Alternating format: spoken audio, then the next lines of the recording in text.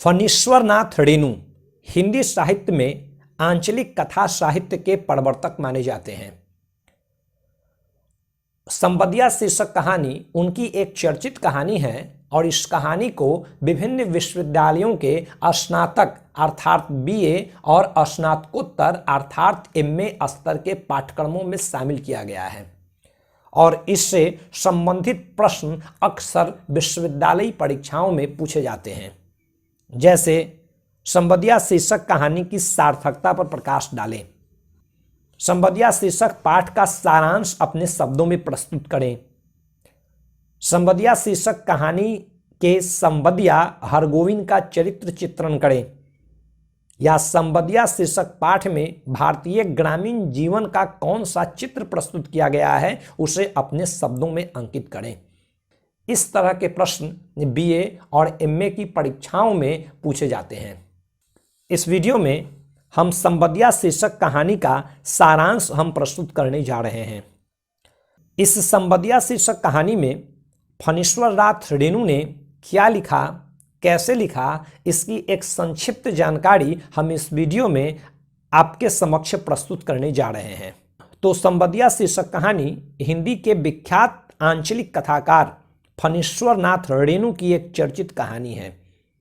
इस कहानी में कहानीकार ने संबदिया हरगोविंद के संवेदनशील व्यक्तित्व और चरित्र के आलोक में ग्रामीण उच्चवर्गीय परिवार की गिरती दशा का बड़ा ही स्वाभाविक चित्रण किया है। कहानी की प्रमुख पात्री बड़ी ड्योढ़ी की बड़ी बहुड़िया है। वह अपने परिवार की गिरती दशा की पीड़ा तथा व्यथा से बुरी तरह आक्रांत है। उसके पति बीमारी में मर चुके हैं।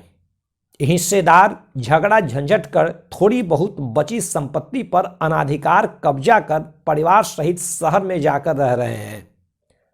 समय समय पर गांव आकर बेईमानी तथा बेदर्दी से चावल चूड़ा ले जाने में भी कभी नहीं चूकते।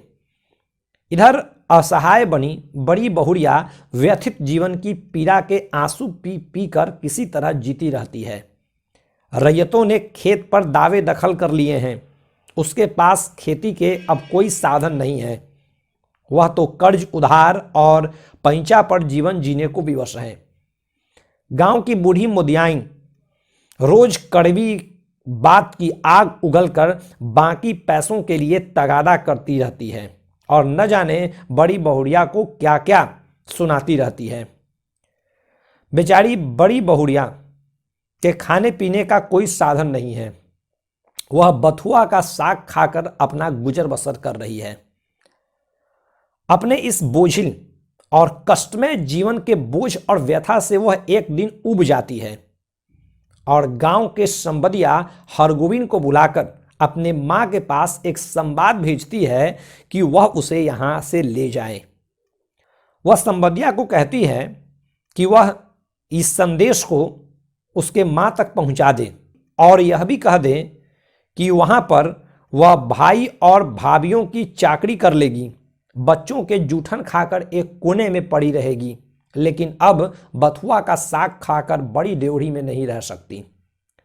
हरगोविंद बड़ी बहुड़िया की दशा को देखकर उनकी बात को सुनकर करुणा विह्वल हो जाता है।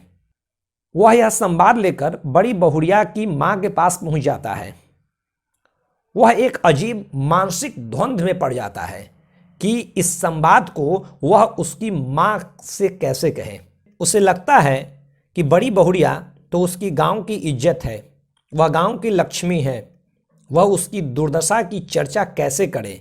यदि वह गांव छोड़कर मायके चली जाती है तो उसका गांव श्री विहीन हो जाएगा। लेकिन बड़ी बहुड़िया तो उस पर विश्वास कर उसे ही मां तक संवाद पहुंचाने के लिए भेजा है।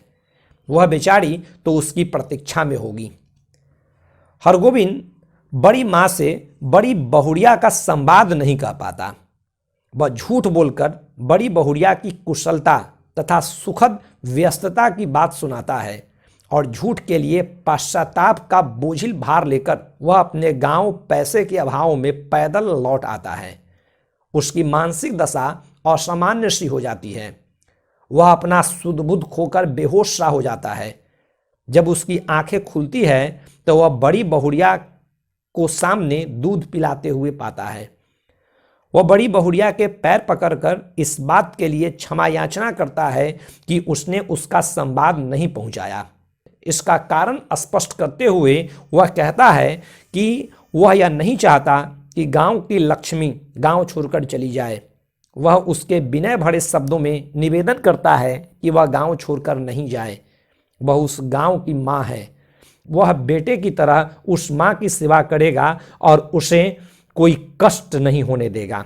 बड़ी बहुरिया भी संवाद भेजने की अपनी गलती को महसूस करती है और यह स्वीकार करती है कि उसे संवाद नहीं भेजना चाहिए। इसी कथावस्तु को आधार बनाकर फणीश्वरनाथ रेणु ने ग्रामीण जीवन का बड़ा ही सहज एवं स्वच्छ चित्र प्रस्तुत किया है। अगर आपके पाठ्यक्रम में संबंधिया शीर्षक कहानी से कोई भी प्रश्न पूछे जाते हैं तो उसका पीडीएफ प्राप्त करने के लिए आप हमारे व्हाट्सएप नंबर पर मैसेज करें और निःशुल्क पीडीएफ प्राप्त करें। धन्यवाद।